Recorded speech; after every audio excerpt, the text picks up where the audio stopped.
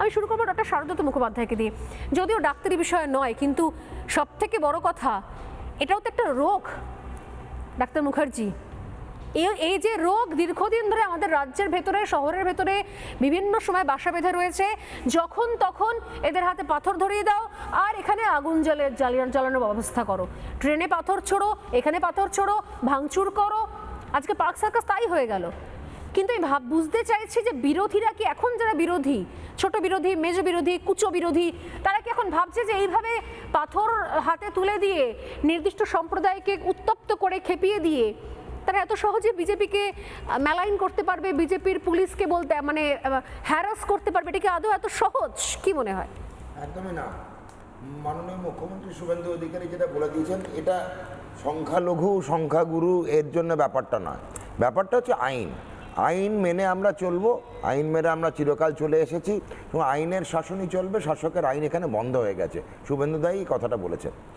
এবার বুঝে নিতে হবে যে এই পাথর ছোড়া আমাদের পশ্চিমবঙ্গে, কলকাতায় সংখ্যালঘুদের না একটু সচেতন হতে হবে। তারা চিরকাল ব্যবহৃত হয়ে এসছে। বামেরা ব্যবহার করেছে, তৃণমূল ব্যবহার করেছে, তাদেরকে গরু বলেছে, দুধেল গাই বলেছে। তাদের রেড রোডের নামাজে একজন মহিলা কানটা বার করে মাথাটা ঢেকে ওঠবোস করে নিলেন, তার নাম নাকি নামাজ পড়া। এটা তো অপমান। মাথায় রাখতে হবে যে আফজাল গুরু, বুরহানি এক দুটো মুসলমান, তার মানে এই নয় যে বাকি মুসলমানরা সবাই সন্ত্রাসবাদী। তার মধ্যে সৈয়দ মুস্তফা সিরাজও আছেন, সৈয়দ মুজতবা আলীও আছেন, আব্দুল কালাম আজাদও আছেন। মুসলমান যাদেরকে আমরা মনে করি রাষ্ট্রবাদী, যে মুসলমানরা সনাতনী, যারা আইনের শাসন মেনে চলে, তাদের সঙ্গে আমাদের কোনো সংঘাত নেই। সংখ্যালঘুদের মধ্যে যারা মনে করে তারা এই দেশের খাবে, এই দেশের পড়বে আর এই দেশেই পাথরবাজি করবে, তাদের সঙ্গে মনে রাখবেন একটাই জবাব, তা একটাই দল তাদের সংঘর্ষে থাকবে, সেটা ভারতীয় জনতা পার্টি। আর এখানে একজনই মুখ্যমন্ত্রী আছে রুখে দাঁড়ানোর, তার নাম মাননীয় শ্রী শুভেন্দু অধিকারী। মনে রাখবেন, জবাব চেয়েছে বাংলা, জবাব দিয়েছে শুভেন্দু অধিকারী। বেশি দিন কিন্তু সময় নেই, মাথায় রাখবেন।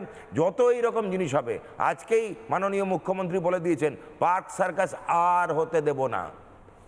ওই যে উত্তপ্ত করা হয়েছিল পার্ক সার্কাসের ইনোসেন্ট যে কটা সংখ্যালঘু ছিল, তাদের মাথাগুলোকে কিন্তু চিহ্নিতকরণ হয়ে গেছে, শনাক্তিকরণ হয়ে গেছে।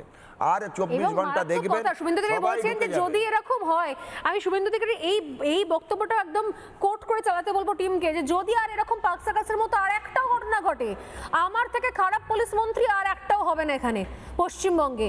এর থেকে বড় ওয়ার্নিং আর কিছু হতে পারে না।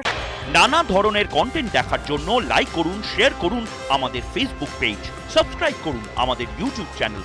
পাশাপাশি অন্যান্য ব্রেকিং নিউজের জন্য অবশ্যই চোখ রাখুন রিপাবলিক বাংলায়।